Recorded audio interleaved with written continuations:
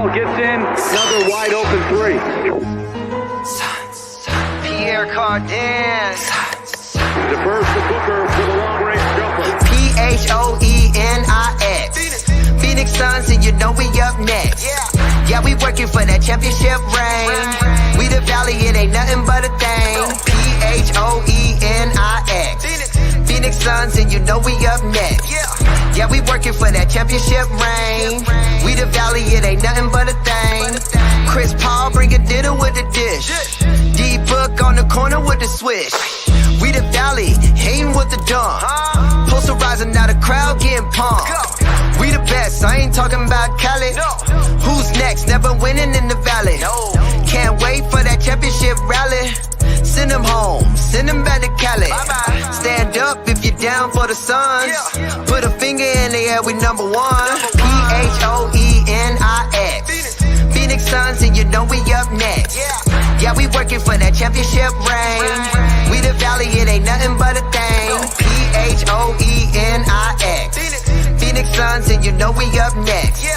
Yeah, we working for that championship ring. We the Valley, it ain't nothing but a thing.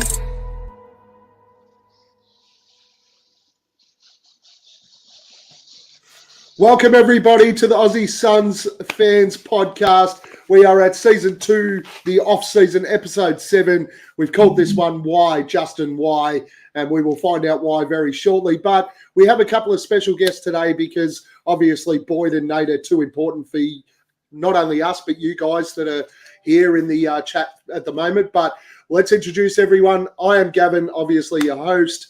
Hammo, welcome back, my friend. How we going? Wonderful, buddy. And, of course, one of our favourites, and we're expecting probably 100 live viewers just because he's on today. Trev, how you going, buddy?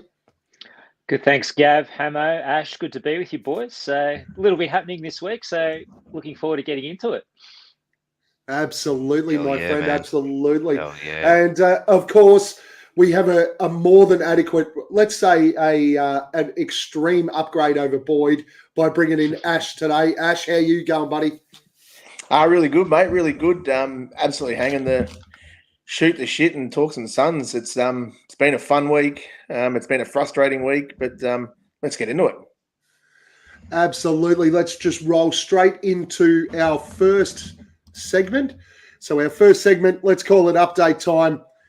First and foremost, Ash, you touched on it. Steph touched on it there in the.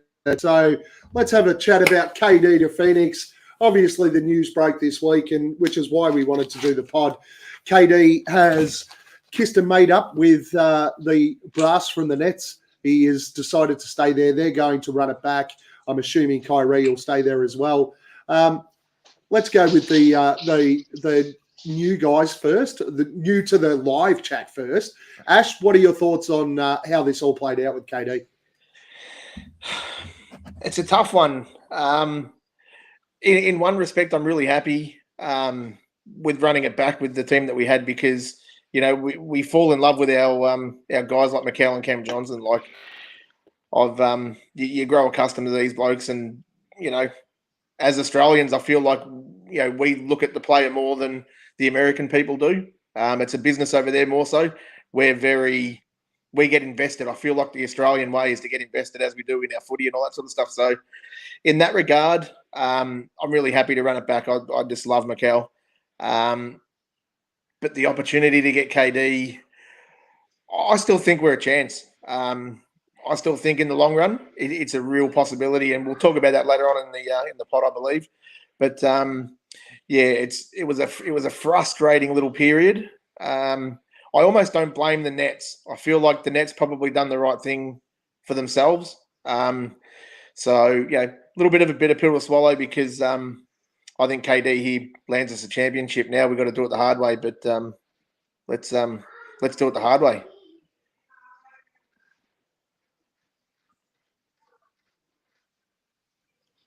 It's a fair good call, man. I think we might have lost Gav for a second there. But Trev, what were your thoughts on that, mate? What do you think about what's happened with the KD thing, man? Well, it's going to be a change to the morning routine. Like, I'd wake up every morning, grab the phone, check Flex, No update from Flex. Check Shams. No update. Check Woj. No update from Woj. And, you'd wait and see, what's happening, what isn't happening.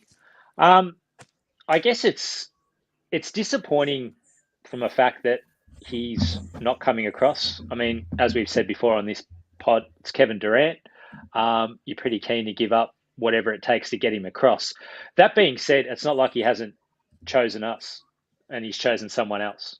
I think the market was really set once once the Jazz once the Jazz got that huge haul for Gobert, the Nets were going to clearly want something in that ballpark. Still under contract for 4 years. So, but just watching it from afar, right? It's like a soap opera. I mean, he's basically wanted the GM and the coach sacked. Okay, we're not doing that. I might retire. No, I'm not going to do that. Okay, I'll come back. Let's be friends. That's really not the foundation of a solid partnership moving forward. So, look, we'll watch this space. But look, boys, we're coming back with the same squad pretty much that we've had. A few tweaks here and there, of course. So we're still in a pretty bloody good position. And I don't think the door's shut yet. There's still a hell of a lot more that'll play out, as we know. Just prior to the trade deadline, around All-Star weekend, as we know, every year it's chaotic. There's stuff happening here, there, and everywhere based on how teams are tracking. So I think the door's still open.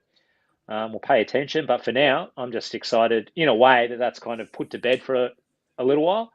And we can get stuck in opening night and get some revenge on those flogs from Dallas. Hammo, what's your thoughts, mate, on how it all played out?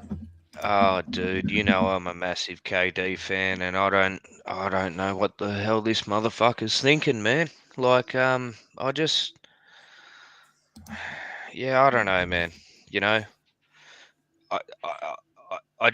don't know what to say, but we've got to understand one thing, that no team was willing to give what he or the Nets wanted, which is great for the Nets.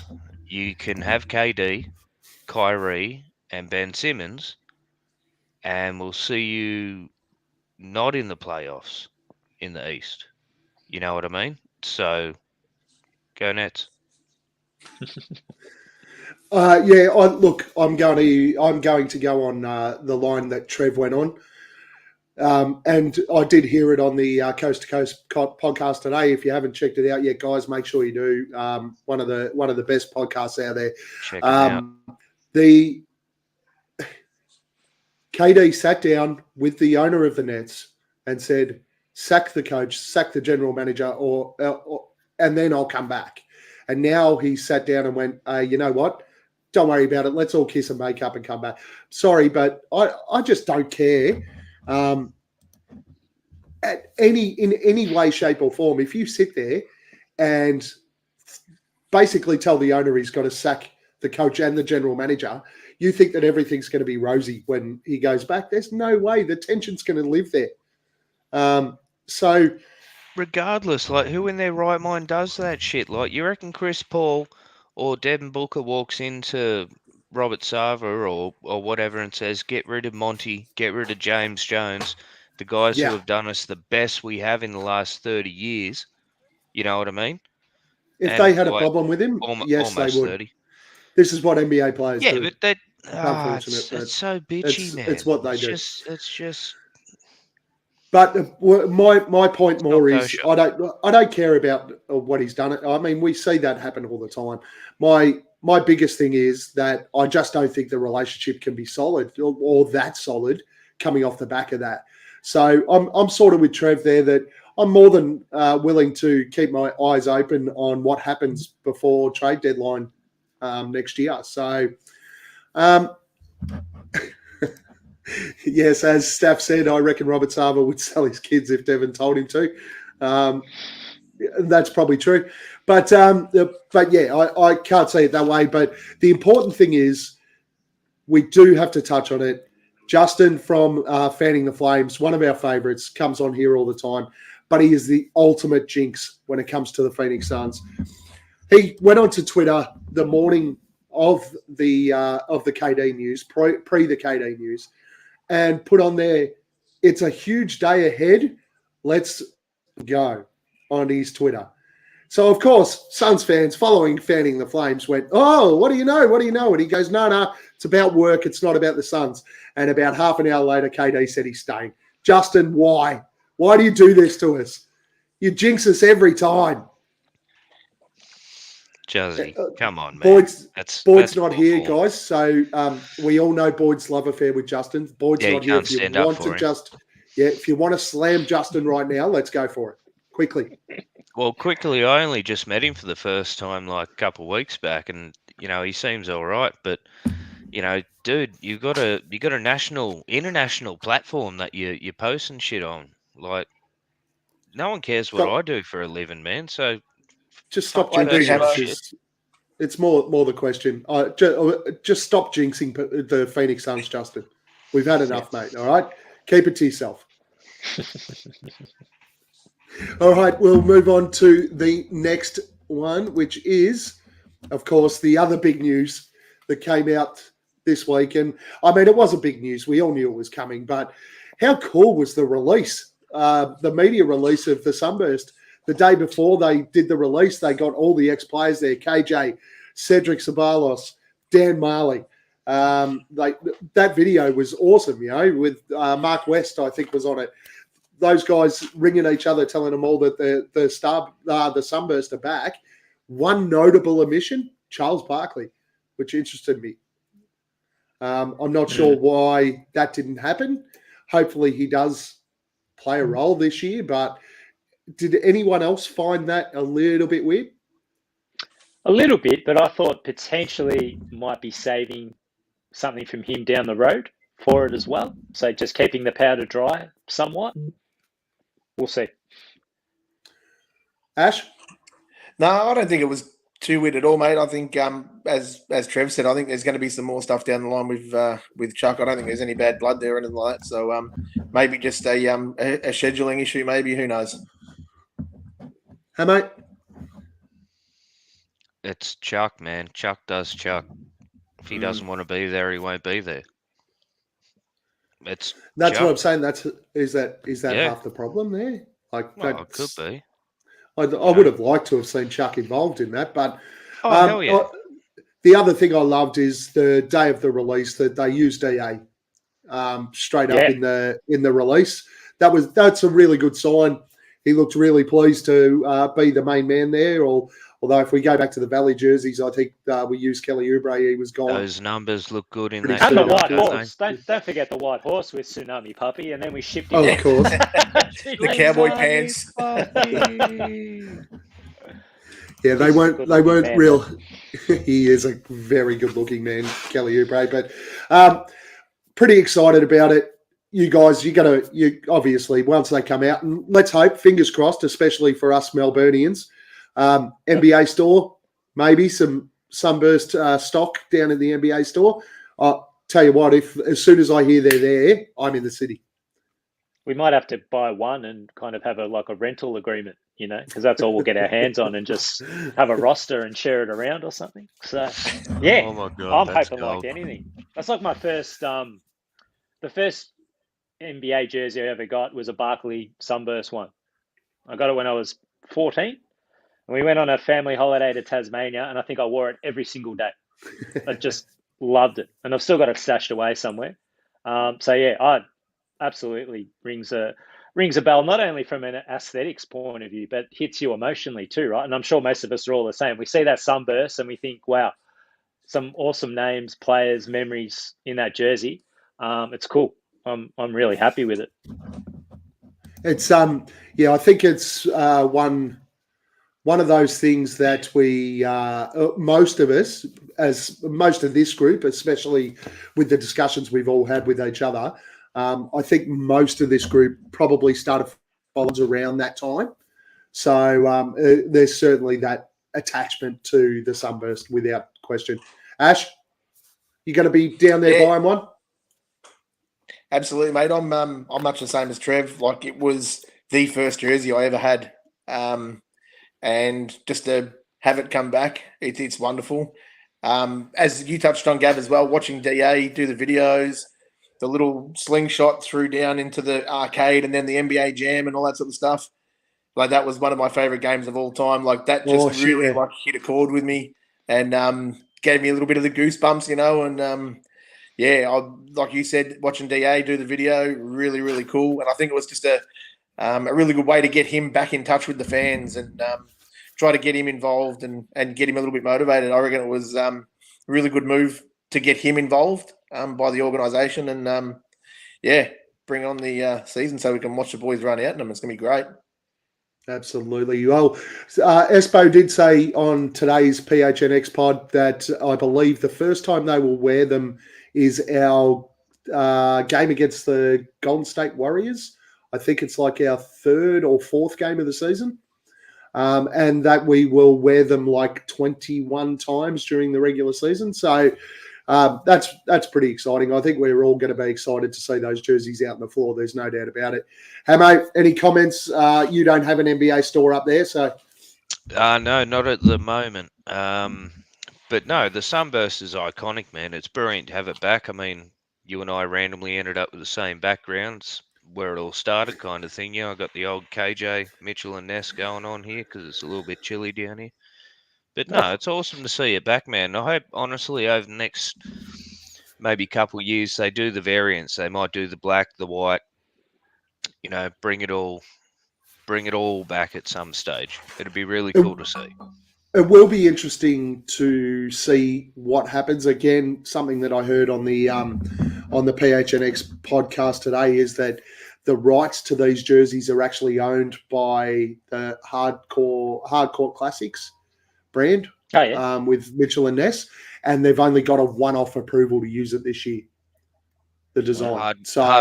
Hardwood Classics. Hardwood Classics, yeah, sorry. I wanted to go Hardcore, but that'd be WWE. Thanks for the... Sorry, Gav, I was going to say we need to do a poll which player on the current roster would look best in the short shorts back from that era. I reckon Bizzy or Dario would rock them pretty well, but Ash, that's just my opinion. He'd look the best. Well, we've got a couple of the something in that. Absolutely. And Steph, thanks for that. I'll bring that back up again. So the NBA Jam is at Cobra Arcade in downtown Phoenix. Spion, I missed that. I would have gone and seen that. I haven't seen an NBA Jam set up for way too long. That's unreal. Yeah, as you said, Ash, it was one of the best arcade games of all time. I spent basically all of my childhood allowance on NBA Jam, so it's probably why I've still got no money now. And I'll just circle back to you, Aaron. I do work. All right, leave me alone. Stop picking on me. To just point out a quick little fact, I did actually look up these machines the other day because my brother purchased the old school X-Men arcade machine. And the NBA Jam one, to own in your own home's only about $1,200. Oh, seriously? Gav gets that an hour, so that's easy done. We can do that. I'm going to run out of money again because I'm going to buy one of them for Christmas and say it's from Santa. I'll send you the link. Thank you, mate. I appreciate that. Staff is all over it. He wants to see Jock. Look, I did put it on Twitter yesterday, I think. I'm going to buy Jock Landale because it's clearly the closest we're going to get to him coming on the pod because he just keeps ignoring my tweets every day. Jock, we're very upset with you. As an Aussie, you should have been the fucking first person on this. You're almost going to be my flog of the week if you keep going. Let's move on to our next one. I had to put this in. It's not Suns related, but it kind of is Suns related just because he's such a wanker. Pat Beverley to the Lakers happened today. What are our thoughts, gents? I'm going to let Hammo go first just to lay the platform. All right. I'm going to go easy. People just need to understand. Yeah, please don't. No, look. He shits us all, okay? But as one of my good mates always tells me, he goes, if he was playing for you, you'd love him. Same as Chris Paul. You know, he was a whinging bitch, and then he come play for the Suns. Oh, now he's our whinging bitch. It's all good. Pat Beverley is the equivalent of gonorrhea to an NBA team. He's just going to run rampant through that team and destroy everyone and everything, and just Actually, sweep. he's quite the popular locker room guy. If you actually listen into a lot of his Is that ex-teammates. because of the time he spent at the Clippers with Dwight Howard?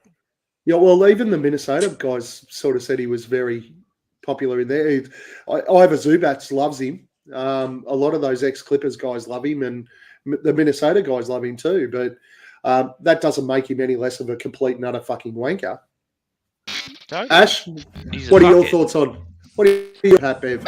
Match made in heaven, mate. The old the Lakers and Pat Bev, they deserve each other.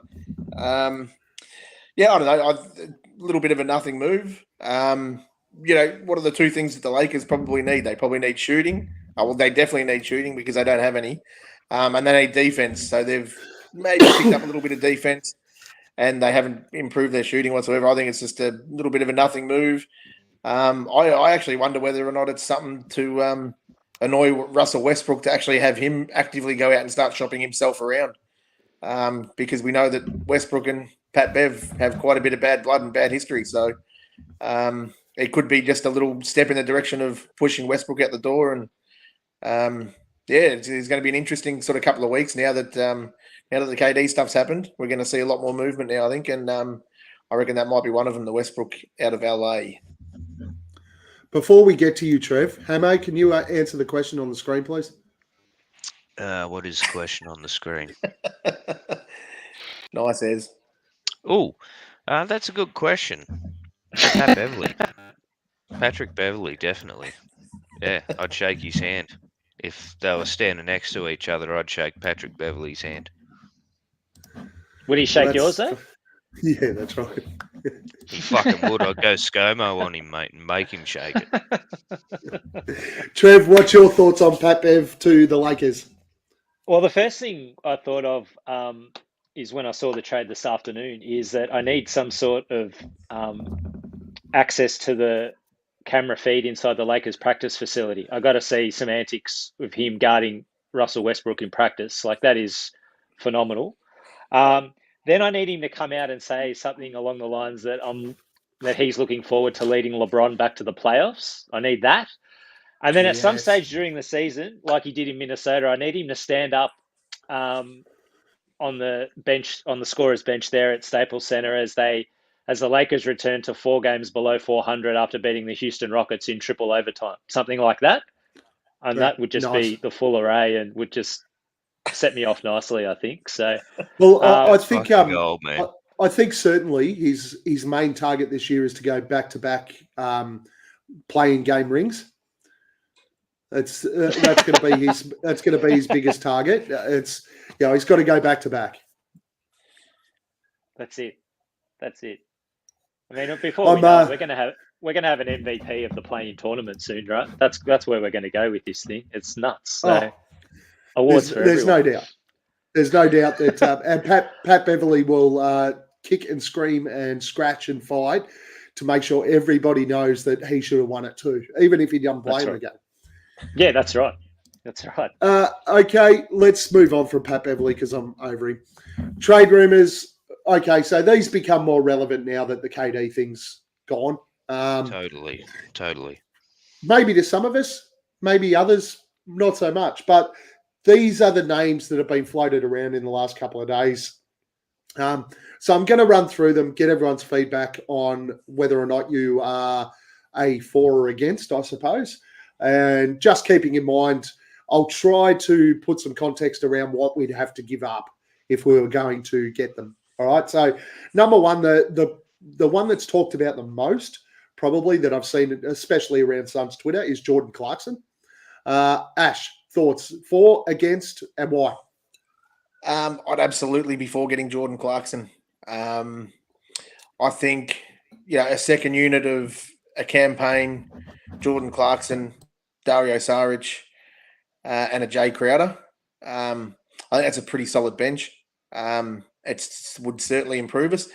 However, I feel like Jay could possibly be out the door. But, we'll let that water cross under the bridge when it comes. But I really, out of all of them, I would love Jordan Clarkson the most, I think. Trev? I probably see it a little bit differently to Ash. Like, respect what he does, but I'm not a huge fan. You can turn a game on its head, don't get me wrong. But would worry running a second unit of him and Campaign, like from a defensive point of view. And he has a lot of those 4 or 16 games. Sure, he's probably not going to shoot the same volume with us, but there's others on that list that I'm more interested in. And I think it'd be a great disgrace to the former Suns legend, Elliot Perry, to have another man, disrespecting the long socks the way Clarkson does. So I can't have that either. Hammo, for, against, and why?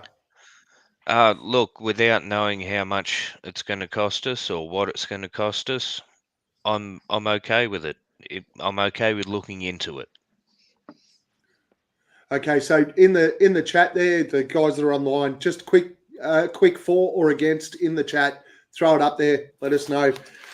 So Jordan Clarkson is getting paid $13.3 million next year, which means we would have to give up probably a Crowder and draft picks in order to get him. You could also potentially look at a Shamet and draft picks, but again, whether or not Utah takes that, who knows? But $13 million next year. Crowder's on 10 mil, Shamet's on 9 mil. We've got to make up effectively 75% of that salary. So it's either way. There's probably that's going out if we do it. What about his dad, Alistair Clarkson, Gav? Do you think we could get him across? But, look, I think Alistair over the Bombers, eh? He's certainly got. I have no idea who that is. Alistair's certainly got a view to heading over to the States to coach. I've got no doubt about it. So we might be a chance. All right, number 2, for or against Harrison Barnes, Ash. Out of all of them, I think this is possibly the most likely. And I think his contract is about 18 million. So there's going to have to be a little bit of movement there. I think he's the most likely.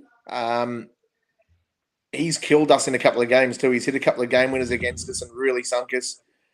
I think he'd be a really good fit with us. And what's the talk been in Flex and all the rest of them have been talking about a post up 4. I feel like he probably fits that bill. And he can post up. Yeah, and he fits that bill where you can play multiple positions. You can spread the floor. He can do a lot of stuff. He's only 30 years old still. I would definitely like to see him on the team. And I reckon he's definitely the most likely. So let's see what happens there. Hey, mate. Man, Ash really just took most of the words out of my mouth. I was pretty much the same thing. The one thing I was going to point out was his age as well. So, yeah, I can't argue with everything Ash said times 2. And again, guys in the chat, you've given us nothing so far. For against these guys, come on, engage. Tell us whether you'd be for or against. Harrison Barnes will be on 18.3 million next year. It's a lot of money, man. The challenge, it's really not in the NBA anymore. The challenge with that sort of contract is that the year after he becomes an unrestricted free agent. So giving up anything effectively gives us the old saying, the 1-year rental. So, look, I didn't give my for or against for Clarkson either. I'm against Clarkson. I just don't rate him as highly as everyone else does, clearly. I think he's basically another Landry Shamet that's going to come in and potentially play a little bit. He's got some ball control, but he's a terrible defender. Harrison Barnes, from my perspective, we're going to have to give up far too much in regards to what we have already in order to get Harrison Barnes. So at $18 million, you're sort of looking at potentially a Crowder and Torrey Craig, Crowder and Campaign type setup, plus draft picks. That's a hell of a lot to give up. Sorry? Do you reckon they could buy him out? Sacramento, there's every chance that they could, but you're effectively going to be looking at end of trade period next year for that to take place. They'll effectively make him sit. Their draft pick from this year is over the summer league was sensational. I can't think of his name right now, but I think that Sacramento might have finally got one right with the guy that they drafted at 3 this year. So he's a star. Yeah, he looks to be a bit of a beast. But Harrison Barnes. I guess my biggest against for Harrison Barnes is the fact that if he comes in, he pushes Cam Johnson back to the bench. Now, if we're going to give Cam Johnson an extension and try and push that up the tree, we don't really want Cam coming off the bench, even though I've always been against the whole argument of starting on the bench or not. Minutes are minutes. I don't care whether you start on the court or not. I don't see us going after Harrison Barnes and pushing Cam Johnson back to the bench, particularly when the messages coming out of Phoenix at the moment are that they believe he is a starter and he believes he's a starter and should be starting. That's one of the reasons I wanted. I really like the idea of Clarkson because he would replace Cam Johnson scoring off the bench. I know it's a different position, but it's still bench scoring, which is something that we probably lacked towards the back half of that end of last year. I just reckon he'd be really handy for us. All right, next one is Bojan Bogdanovic. Before you get into Ash. that, Gav, Yeah. before you get into that, I think the bloke from Sacktown that you're after was Keegan Murray. Yeah, that's him. Keegan Murray, that's the one, yep. Yeah. Ash, Bojan Bogdanovic. I did put Bogdan Bogdanovich, but I was talking about the one from Utah who is a forward. So what are we giving up for him?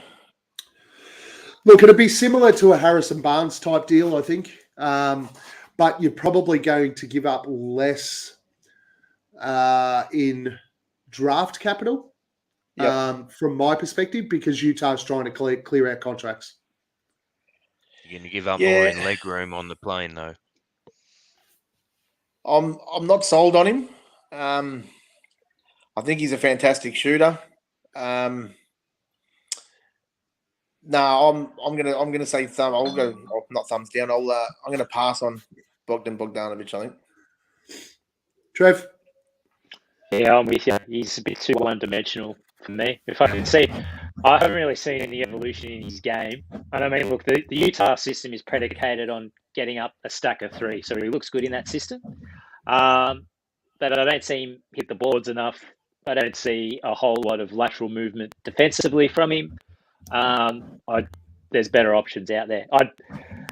If he was on the table, I'd take Harrison Barnes 10 times out of the 10 over him. So, no, not for me. Hey, mate. Nah, not really my cup of tea, man. Yeah, he's 19.5 mil this year. Again, another one that's unrestricted. Unrestricted the year after. It's not ridiculous in the NBA these days. 19.5 mil's about standard. Look, I like him as a player. I think he could do some absolute damage. But again, the amount you have to give up to bring him in, probably just a little bit too much in the end. Next one of the bigger ones, bigger names that's been floating around, and I'm really interested to see what everyone's thoughts are on this because I have a pretty clear opinion on it. Julius Randle. Nash. I'm going to go with, he's probably the one I don't want the most on the list. I don't think he would come to the Suns. I don't think he likes us very much. His little biffo with Cam Johnson earlier in the year and that sort of stuff. And then the throwing the ball at, who did he throw the ball at in the previous game last year as well? I feel like we seem to get under his skin. He doesn't like us very much. But we've been linked with him for many, many years, and I reckon there's a little bit to it.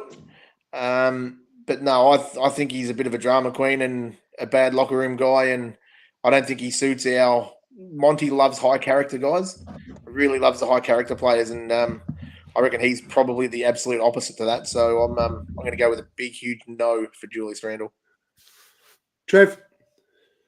I'm with you. I'd rather have one of the Morris twins back than have Randle Oh, on our wow. squad. He's dead set.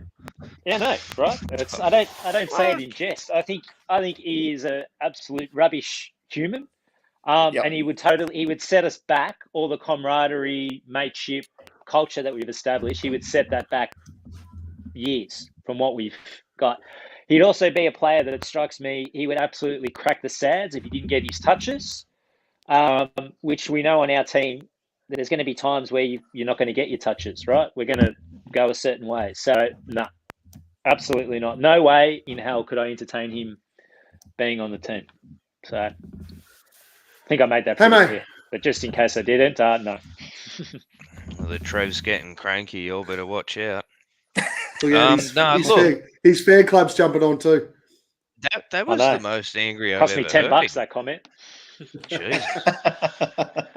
Look, I'm actually up for giving it a try. I think in the culture of Monty... No, hear me out. I think in the culture of Monty and James Jones and Chris Paul and just I think maybe that's what he sort of needs to be pulled into line, to be... I don't know. I'd be open to giving it a try, depending on what we'd lose. Well, his contract is $30 million next year. And that basically means that you're gutting the bench again and everybody carried on about gutting the bench for Kevin Durant. So fuck Julius Randle. He can't play basketball, right? He's hopeless. He's a hog, right? Don't listen to Trev and Ash. We don't want Julius Randle. Just forget we even talked about it. He's hopeless, gutless. Moving on. Well, you'd think even if he did get moved, he'd be involved in a Mitchell deal, hypothetically. Yeah, I would have thought so.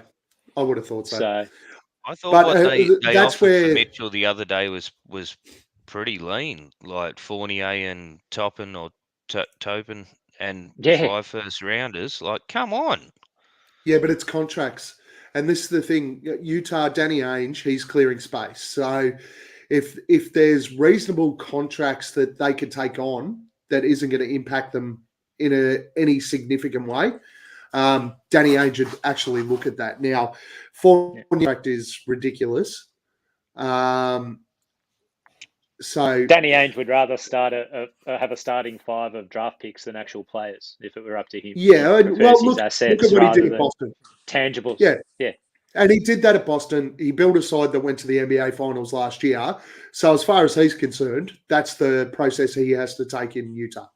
That's what Danny Ainge wants. He wants as many picks as he can get. He wants as many picks as he can get, and he wants basically as much max contract space as he can get. It's how Ainge operates. Makes sense. I am a ginormous fucking significant no to Julius Randle. Do not even fucking bother. Don't look at it. He is a talent, but Hammo, I know you mentioned, in our system we might be able to pull. Nobody can pull fucking Julius Randle into line. He's a fucking we were moron. all unanimous, man. Fuck Julius Randle. Fuck 29 mil, 29, 30 mil next year, and an unrestricted free agent next year. Guess what he's going to do in the last year of his contract? He is going to do everything for himself to try and get another max extension. That's what Julius Randle's going to do next year. Worst possible year you could bring Julius Randle in. I have got one more, but I'm going to skip over that because we do have a request from the chat, and I want to hook the chat up, especially when they engage. One late for or against, and I know where Hammo's going to go with this one. Carmelo Anthony, Ash. No, thank you. Although having him here might entice LeBron to come and we can reform the Banana Boat crew set up in Phoenix. That'd be a bit of fun. No, honestly, no, not for me. If what I was hearing in the offseason was, I believe he wants to go wherever KD went. If KD came to Phoenix, I I was under the impression that he was really keen to come and join in. If I was a betting man, I would nearly put my money on him joining the Brooklyn Nets sometime in the next 2 or 3 weeks, I reckon. Trev? Not now. Maybe at the deadline is when I'd see where he's at, see where he's ended up, and he's probably going to sign he probably would have got him for a discount. So Ash is right. If had to follow KD here, probably would have been able to get him. But going to need more from. He's impressed me with the evolution of his 3-point shooting. I'm impressed with that. I just think there's a little bit more out there that we need. I don't think he's the answer to push us over the hump. Hey, mate. Yeah, obviously I'm all for it. I think we spoke about it on the last pod. I can't remember how much he was worth. I don't have any notes on me. He's not worth anything. He's an unrestricted free agent. He'll be a vet minimum. It'll be $2 million. Bag of chips in the Snickers bar. Sick. No, look, I think his relationship with Chris Paul, and I think it fits, man. Even if he comes off the bench and plays like 18 minutes, like I'd like it. If he shows up for at least half those minutes, we're good. But yeah, I'd like Melo. I think he's got a little bit of a resurgence, and just to sit on what you were saying, Ash, everything I've heard is he was looking at going back to Denver. So if he's willing to go to Denver and suck ass, well, shit, he might want to come to Suns and kick ass instead. That's okay, beautiful so poetry, Hammo. lovely, reality. Hammo. I like that. Bought a tear to my. Well, okay, so without the KD trade, we've got one open roster spot. I would rather upgrade Ish Wainwright from a 2-way than take Carmelo Anthony on a vet minimum. Carmelo Anthony's finished. He adds zero value on the defensive end. He adds a little bit of offensive firepower, not that much. And with the way that Ish is developing his corner three, well, do we really need Carmelo Anthony? If we had have signed KD, I would have supported it. We would have had empty roster spots. Can it be part of some sort of deal where we fuck off Shamit and get a whole heap of his money and shit back and get Carmelo as well? Like I'll be cool with that. He won't be a trade though, so that's the challenge there. And he's effectively going to be a free agency signing, and with one roster spot, he's not the free agent. Not the free agent I want to see us signing. Our last option is. The last one I've got down here, which I've put in here because I really like. Some of you might not know who he is, so we'll see how we go with this one. Jared Vanderbilt, who was traded from Minnesota to Utah, and it looks like he will be bounced. Now, my issue is that he may take up a part in the trade with Donovan Mitchell, so that could empty that. But I really like the guy. $4.5 million, which we could effectively move on Landry Shamet and maybe a second rounder, and bring Vanderbilt back. He's a forward, really good rebounder, great hustle defender. Probably could work on his offensive game a little bit, but reality is, I don't think we overly need anyone who's going to do anything spectacular on the offensive end right now.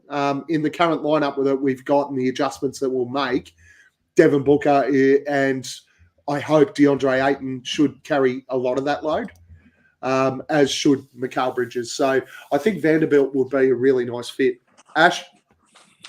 Yeah, I agree, mate. I really love his defense. Like you said, the defense and rebounding. That was some of the stuff that our second unit last season really desperately needed. Remember, we kept complaining about that rebounding, especially with the second unit. I like it, and nice and cheap. So, yeah, that's a big yes for me. Trev? It's a good one to put forward, Gav. And I can see Stafford's all over it as well. Imagine having him and Mikal roaming your perimeter with those ridiculous arms. That's something to get excited and Josh about. Okogie as well. Yeah, I mean he's got really nice length. Plenty of deflections. Not up with the stats, but he'd have to be up there in the deflections per game stat. So seems pretty in tune on that end. So yeah, I'd be all for it. It's probably not something they've given a whole lot of credence to because, as you said, he'd probably get moved on somewhere else in a Mitchell trade or something. But gee whiz, if they could get him in there, that would be a James Jones masterpiece, I would have thought. So yeah, 2 thumbs up for me. Hammo? Yeah, before we get to that, you're going to have to tick the button here because 45 minutes in and now Creepy Crawly, the invisible cunt, shows up. Okay. Look, I don't mind him. I think it's pretty good. Love you, boy. I think it's a good signing. Yeah, like I don't know a lot of the guy, but the stats I looked over and that, and for the money, it's pretty good. It's probably more bankable than Carmelo. So yeah, I'm all for it. Yeah, I just think it's a really nice fit. And as Hammo said, thanks for joining us in the chat there, Boyd. None of us give a stuff about your opinion because you were too weak as piss to jump on this. You've got the link, mate. If you've got something to say, feel free. Log in. We'll see you shortly. But no, I think JV would be a really, really nice fit. As Boyd said and laughed at me in here, and I'll put that up for everyone. It's not going to be Shamet in a second. I was just trying to get Hammo to jump on board because he just wants to get rid of Shamet. It's more likely to be Shamet and potentially a first. But to be honest, where we sit right now, our first rounders are basically at the end of the first round, start of the second round anyway. So I'd be more than happy to give one of those up and move that on in a trade, offload the Shamet contract, bring Vanderbilt in. Next segment we shall move into is the world famous thumbs up, thumbs down. This is what it's all about here.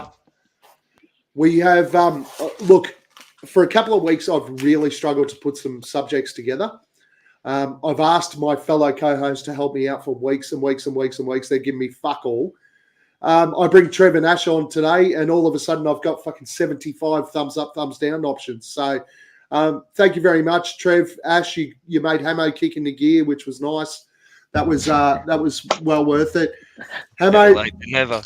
Hammo, I need a note taker though, so that I'm going to nominate you, mate. You're going to have to keep track of our answers and responses here. You ready to roll? Hang on 2 seconds. That's all right. Dead air sounds really good on a. Yep. No, we're good. One of those. Let's cut to a commercial back. We'll be back. All right. Question 1. The door is still open for KD to become a Sun. Ash. That was one of my questions. I honestly think it is. I think the decision that KD made yesterday was one of a purely business decision. He knew that the deal wasn't going to happen, and I feel like there's going to be a lot of tension there in that Brooklyn team, and it's going to be a really interesting season to watch them and see how they go. I don't think it's all as rosy as the Nets are trying to make out. They've been quite sneaky with some of the stuff that they've leaked out and all that sort of stuff through the whole process. So, I really feel like it's still well and truly in play, and it's probably why you're going to see the Suns not make too many big moves. We're going to be getting ready to, keep an eye on that situation and be ready to pounce when the time comes. Ash, this is thumbs up, thumbs down, mate. I don't know if you've watched the show before, but basically your job is to give a thumbs up or a thumbs down, and then we fucking talk about it. All right, thumbs. That's a yellow card, Ash, right? Thumbs up, please. thumbs up. That's a warning. Oh, no. Here we go. Oh, hey, look at this. Here we go. Got the guns out as well, if you don't mind. Wow, I've just put the baby to bed, and I've still got one to go. Move. One to go. All right, so let's start this again. All right. Thumbs Boyd, up, have you got thumbs pen down. and paper? Because I'm doing it on my phone. Guys, thumbs I've up, got thumbs down. I've got 5 minutes. The door is still open for KD to become a son. Ash, thumbs up, thumbs down. Right, thumbs up, Ash. Trev is the thumbs up. Boyd, For KD to become a son, is it still an option? thumbs up. Hammo? Thumbs up. Oh, you fucking fence jumper. And I am a thumbs up. Jesus Christ. The Suns are in a better position now than this time last year. Let us know in the chat. Thumbs up, thumbs down. All right, Trev. Thumbs down. Are we in a better position? No, thumbs down. Ash? I'm going to say thumbs up. Thumbs up for Ash. Boyd? Thumbs up. Hammo? I'm 100% thumbs up. And I am a thumbs down. Number 3. Kevin Durant's worth is now tarnished in the NBA. Trev? Thumbs down. Ash? Thumbs down. Thumbs down. Boyd? Thumbs down. Hammo? Thumbs down. I am also a thumbs down. Cameron Johnson will be in the starting 5 on opening night. Trev? Thumbs up. Ash? 2 thumbs up. Boyd? Thumbs up. Hammo? Thumbs up. And I am a thumbs up as well. This is shit. Yeah, too much of greens going on here. I thought we'd get some fireworks when Boyd come on. CP3 should be on a restriction of 28 minutes per game max. Trev? Thumbs up. Thumbs up for Trev. Thumbs Ash, up. thumbs up. Boyd? Thumbs up. Hammo? Thumbs up. And I am a thumbs down. About time. What do you think? It should be 27 minutes. 18. Well, I actually put the max in there for that reason, right? So it meant anywhere below 28 minutes. So, all right, we'll roll it back. Aaron's down as well. That is our thumbs up, thumbs down segment. Let's go through and go them. Question 1 was, and anyone who hasn't answered that's in the chat, which is likely no one, but the door is still open for KD to become a son. I think we all went thumbs up, didn't we? Yeah, and I think we touched on it all earlier, right? So yeah, we watch had this a space. little bit of touching on KD. Yeah, and the only thing I want to add to that is how Hammo has completely and utterly backflipped from our pre-show chat because he was very, very strong that this was no chance. He's done. He's finished. You are a fucking backflipping piece of shit, Hammo. Fuck's wrong with you? Creating content. Yeah, oh, nice. Look at that. Artistic genius. The Suns are in a better position now than this time last year. What did we have, Hammo? Who was what? So basically, you and Trev Gavin and went I down. went down, I think. All right, Trev, the platform's yours first. Well, I think we're in a worse off position because I think I factor in teams around us are going to get a lot of players back. They're going to strengthen them up. I also need to see how things are going to go. I need to see Cameron Payne remember how to score the ball consistently. I need to see things like this. I need to see how Dario comes back and reacclimatizes himself in. So there's still a few question marks for mine that's in there. When last year, around this time, we signed JaVale and we thought, beautiful, we've upgraded our huge need. We're going to get those organic growth from McCall, Cam, and so forth. And here we go. And for most of the season, we were right. And then things kind of fell apart. So, and I also think we just need a couple of tweaks, be it Cam coming into the starting lineup for Jay. I don't think a copy paste from the previous 2 years is going to cut it.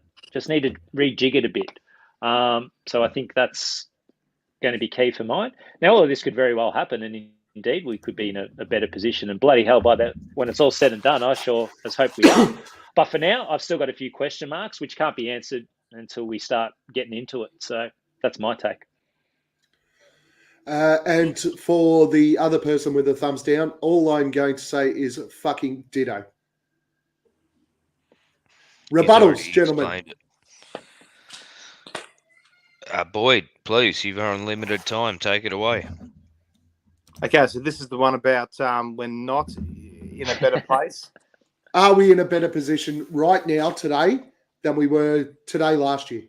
And you voted thumbs up. Thumbs up, thumbs up. Yeah, well... So we're in a better position here. Well, what have we got? We got very, very much the same squad, except we've got Dario, Jock, Lee, and Akogi coming in, and we've lost Elf, that other guy to Atlanta, JaVale. Who? And look, here's the thing, boys. JaVale was brought in a time when we're trying to go big and compete with the likes of Giannis and also, the LeBrons and ADs of the conference. And guess what happened?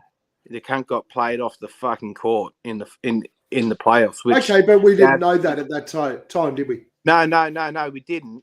We didn't know that. But what have we got now? We've now got a little bit of variety there. We've got a connector in Dario coming back. We've got Jock, who we know is a jock of all trades, mind the pun.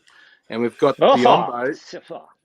Mate, we've got Biombo, who's going to be our big guy to sort of fill in where JaVale previously was that big guy off of the bench. Now, further on that, we're battle tested another season playing high grade basketball in the playoffs. We've got a finals. We've got a second round defeat, a heartbreaking one. We're a little bit more battle tested now. We've got a little bit more of a chip on our shoulder. We've got an extremely good young core who should take another leap.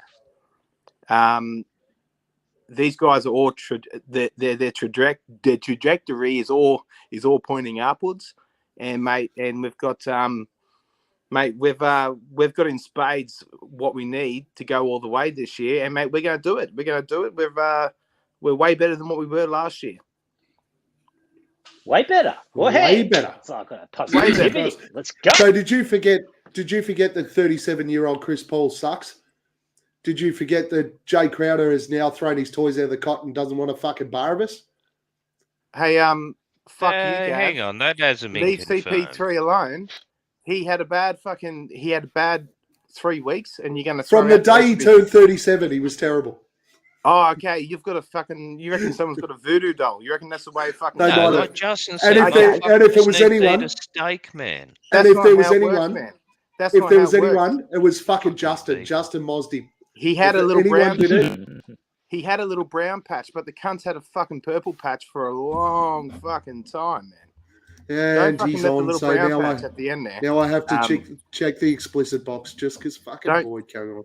Don't let that little brown patch at the end there fucking ruin your whole world, dude.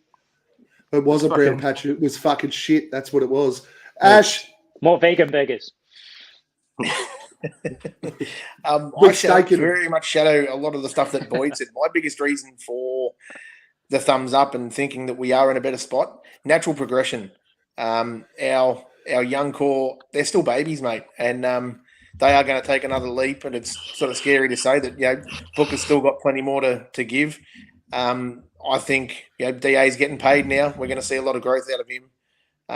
Hopefully Mikal gets a little bit more offensive minded. I love when Mikal was more offensive last year.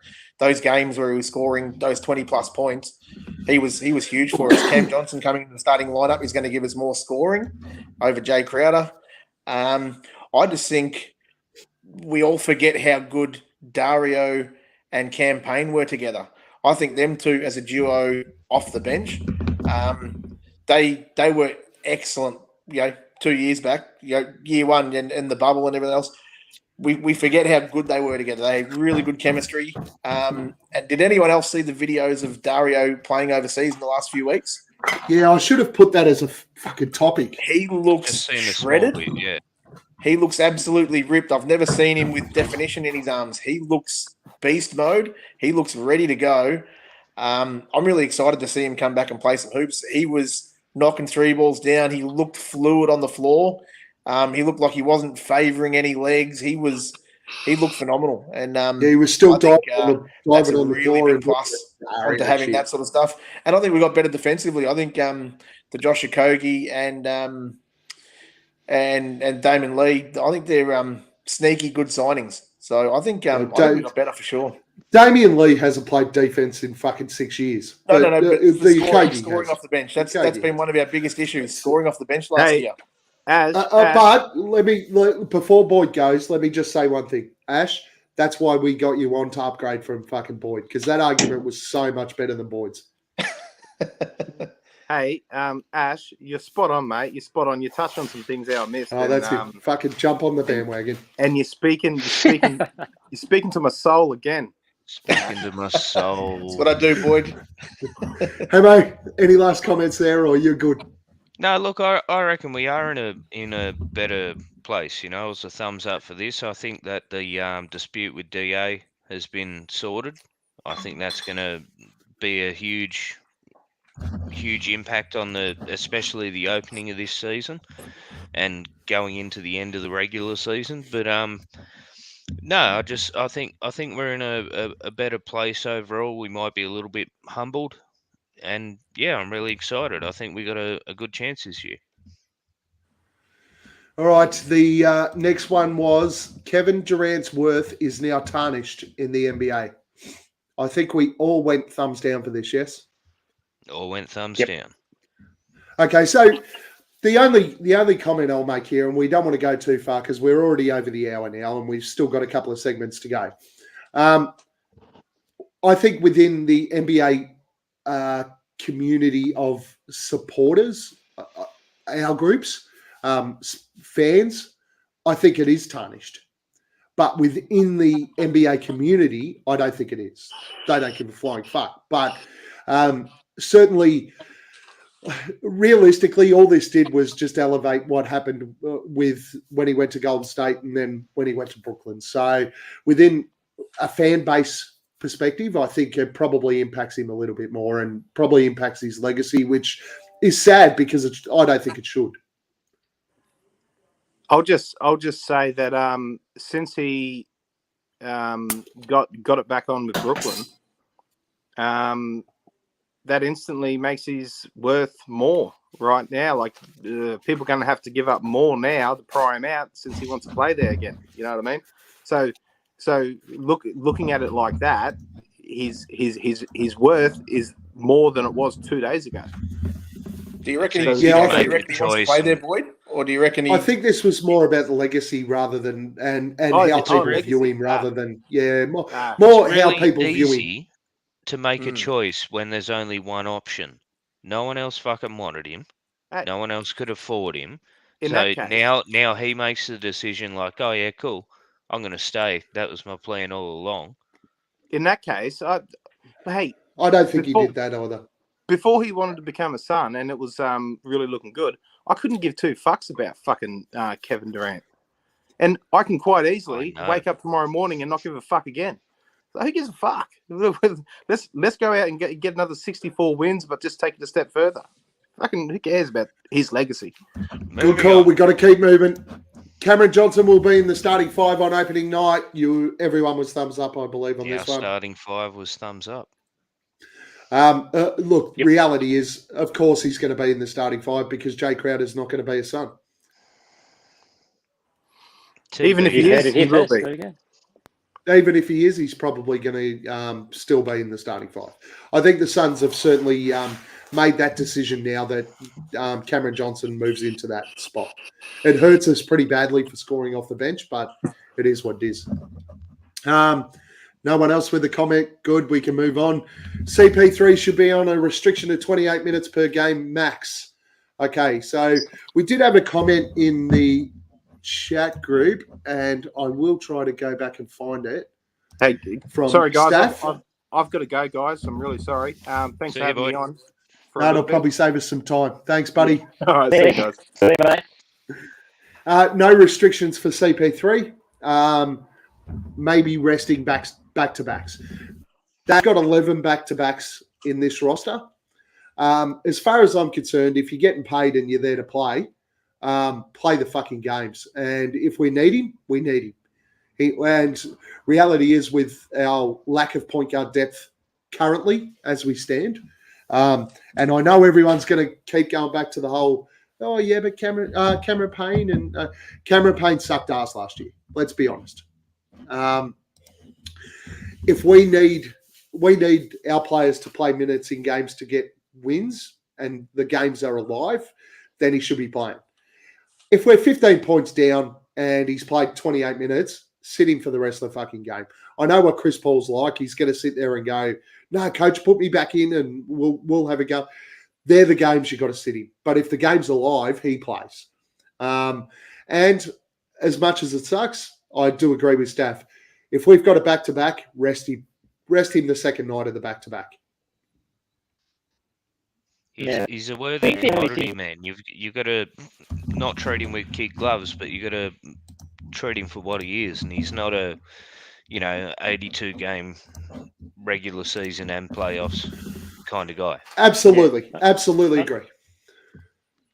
Yeah, Trev? and I think the only thing I have with, I guess, if you're preordaining the rests on the back-to-backs, like I don't have a problem with it, but just depending on what the other health of your squad is, it can leave, and particularly on those road trips, you're playing, in some cases, you're playing, 4 games in 6 nights or 3 in 4 kind of thing. It makes it a bit tricky.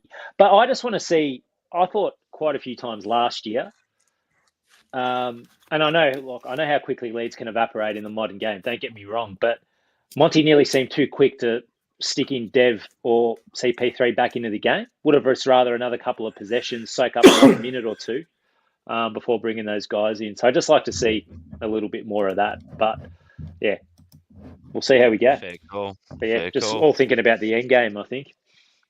Any other comments on CP3 having a restriction, Ash? I shadow very much everything that Trev said, mate. I couldn't agree with Trev anymore on that.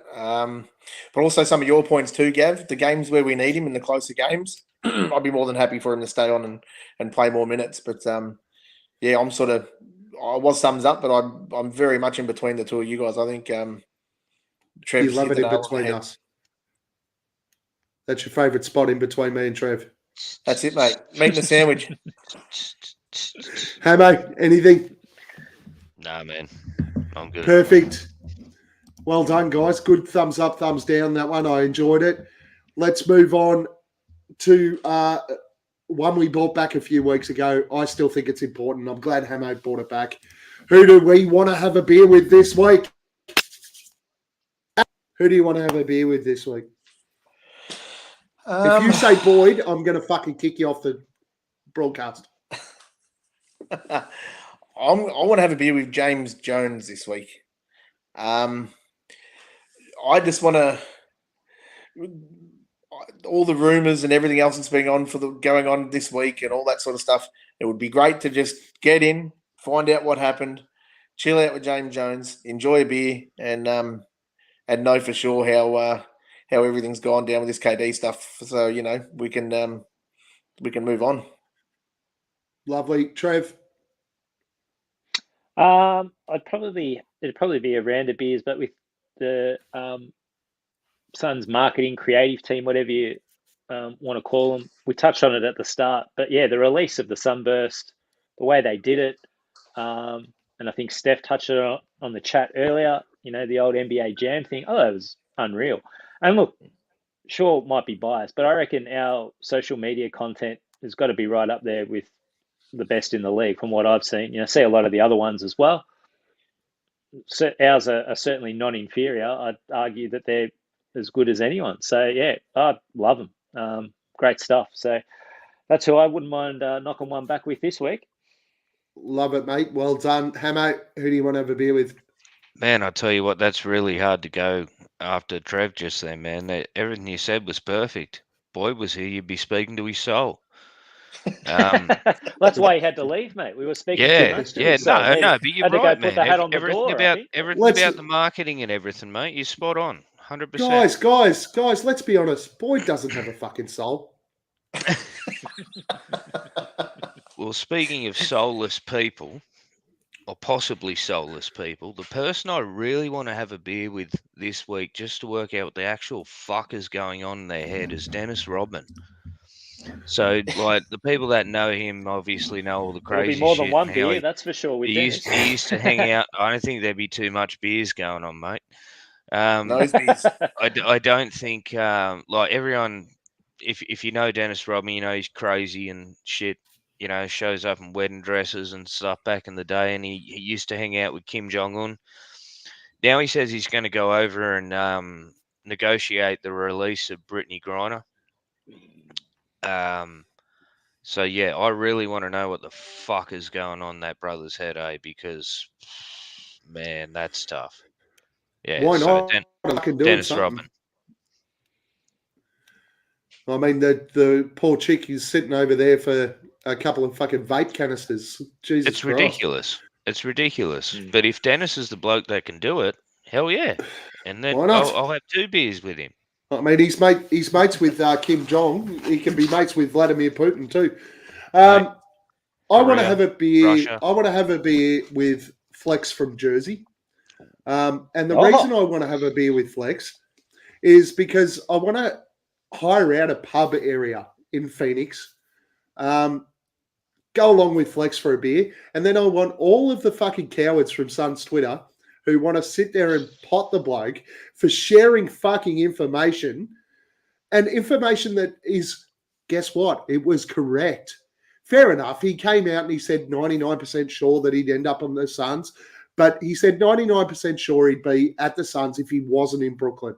Now, everybody's on there today absolutely hammering this poor bloke, hammering fucking Gambo, hammering everyone else. Suns fans, fucking pull your heads in. Seriously.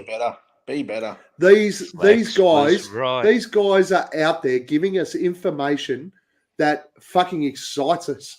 It's shit we want to hear. At the end of it, was it ideally what we wanted? No, it wasn't. We didn't end up with Kevin Durant. Confidential information too.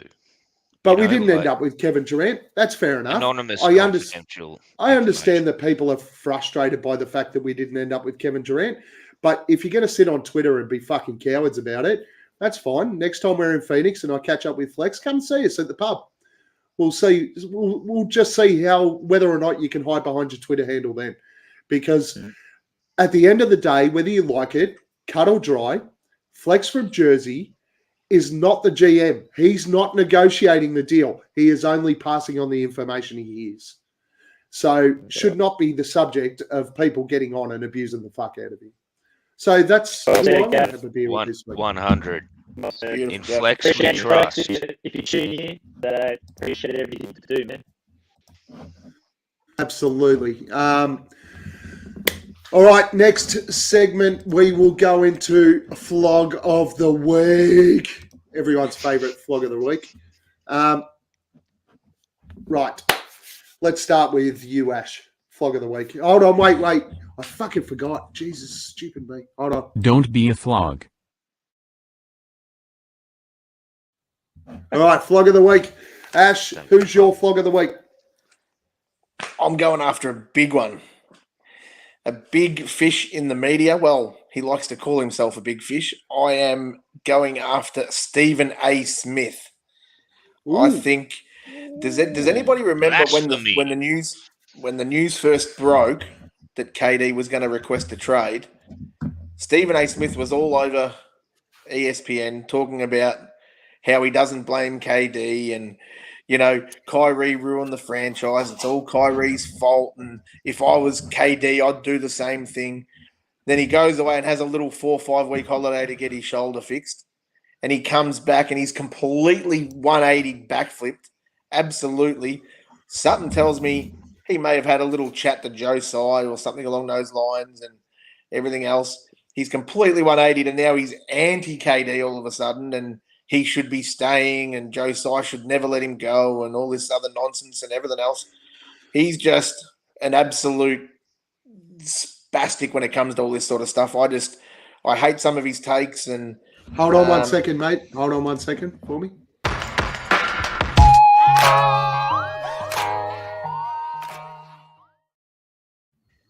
We can't use that word, mate. Sorry, mate. So yeah, no, This is some high-end not stuff. a fan This of is his. gold. I don't even think he's mildly entertaining. I think he's rude, arrogant, and his 180 on the whole KD situation just really irked me. Yep, fair call, flip-flopper. We don't like the flip-floppers down here in Australia. Trev, who's your flog of the week? I'm going with Andre Drummond this week. Yes! Shout out to Andre, who really hasn't done anything of note since clowning on the sidelines in Game 3 of the first round of the playoffs last year. So for those of you that aren't aware, our good man Dre has suggested that when it's all said and done, he's going to go down as the greatest rebounder the game's ever seen. If he's not already, said the great man. So just say to him, look, we lost Trev for a sec. All right, Trev's back. To be fair, he's not even the best rebounder on the Detroit Pistons roster. Like, he doesn't play their for all-time roster. No, even when he did. So all-time roster for sure. Yeah. Just like to let Andre know that we do the funny stuff here. So if you could just stick in your lane, stay with basketball. No jokes aside, and when it is all said and done, your career could go another 20 years, and you'll never be recognised as the best rebounder that the game's ever seen. So, Andre, you dead set flog. That is a magnificent call by you, Trev. Magnificent. I did see that and nearly fell off my chair. I mean, you spoke about who Hammo wanted to have a beer with. I think he's got you well and truly covered there, Mr. Andre Drummond. Whatever you fucking know. Idiot. Hammo, who's your flog? Man, I tell you what, you jumped on Stephen A. You jumped on, I can't jump on Ben Simmons again, so I'm just going to go out there and say every single person that's a Clippers fan, you're all fucking flogs. Just like, oh my God, Kawhi's in the gym. Fuck, take a photo. Quick. Fucking That's idiots. likable. That's very good. Clippers fans are flogs. Oh, well done, Hammo. Nice flog. My flog of the week is Isaiah Thomas, who is one of Hammo's favourites. Which one? The Pygmy or the former Detroit great? No, not the former Detroit great, the Pygmy. Kevin Durant said he was staying at the Nets. Pat Beverley jumped on. I was going to go with Pat Beverley as well, but I'll leave Pat alone. Isaiah Thomas, after Pat Beverley jumped on and went, Pat's got enough shit coming his way. Oh, now that the KD's shit done and KD's ruined everything, now we can go out and try and sort ourselves out because KD was holding everything up. And Isaiah Thomas jumped on the back and went, can we sign a team now? Now, similar to Trev's comment about Andre Drummond, Isaiah, former son, I respect you. Everything you went through at Boston, you were fantastic at Boston. The career ended, all that sort of stuff. It was tough. But you're fucking not good enough to sign with anyone now. If you do, you're at the end of the fucking bench. Kevin Durant was not holding you up signing. Whether you like it or not, he was not stopping you from signing. You could go anywhere you like and sign your fucking two-way contract or your $1.3 million veteran minimum. Nobody out there was stopping you from signing Isaiah Thomas. KD be sitting there on Twitter trying to look up who the fuck he is. Do I know this guy? He'd be like, sorry, I didn't see you down there, little man. So. Excellent round of flog of the week. Well done, gents. That's pretty much all we've got for this week. So any last comments, Trev? give us any of your last comments. Tell us where we can find you on socials and all that sort of stuff. And look, I must say, I started to feel the pangs of excitement of the new season once the schedule was released. So very much looking forward to giving those flogs from Dallas a bit of the business on opening night. So if anyone wants to jump on and have a chat with me about that, at TrevyG82, happy to have a laugh at anything you've got. So enjoyed it, boys. Good on you. That's certainly something that we should have done, and that will be Monday night's pod. We might dissect the fixture, the schedule a little bit. We say fixture over here in Australia for those Americans that are still online or are watching us late. We might dissect the schedule, have a look at what we've got coming up, our back-to-backs, etc., on Monday night's pod. Ash, last comments. Where can we find you on social? I'm not a massive Twitter guy. I think I am on Twitter. I think my name is Uda Pig, I believe, OODAPIG. Just a little nickname I've had since I was in year 7. So you can chuck me on there. I'm more of an Instagram, Facebook sort of guy. Instagram under All the Smoke Barbecue. You can catch up on some of the stuff that I'll be cooking and catering for and all that sort of stuff, doing my American barbecue. Yeah, Hammo likes that stuff. And much appreciated. Max, thanks for the call up, guys. Great to have a chat with you, and good to see you again too, Trev. And thanks for having us. Hammo. Hey, look, like usual, man. Thanks to everyone got involved in the chat and the live feed here. Thanks to Trev and Ash for coming on and saving us at the last moment. Big shout out to Gav who puts all this shit together every single week to try and bring you guys the best content that we possibly can. I'm at Sir Hammo on Twitter. You can find us at Aussie Suns Fans on Twitter, Facebook, and YouTube. Gav's going to tell you what you need to do. Yeah, again, at Aussie Suns Fans on Twitter or at Guesswork Gav. Make sure you like, subscribe, make sure you hit the like button, guys. We need more people hitting the like button. We've got a lot of watchers now. Our views are going up. We really appreciate that everyone's jumping on and supporting us. We're getting the views, we're getting the listens on the platforms. Makes it worthwhile for us. Makes us it inspires us to keep going. Hopefully everybody enjoys. Hopefully everybody enjoys some Sun stuff with a bit of an Aussie slant. But thank you once again for joining us. Like, share, all that sort of stuff. Thank you, Trev. Thank you, Ash, for jumping on and replacing Nathan Boyd. Thank you, as always, Hammo. Well done. And we will see you next week. Before we go, Derbyshire World, Paul. I promise we're working on it, man. We're working on it. We'll have you on soon. It's imminent. It's almost imminent now. Smell it. We spoke to Justin last week. He was on again. We haven't had you on yet, but we will get you there. We will. We promise. Thanks, guys. See you next week. Go Suns.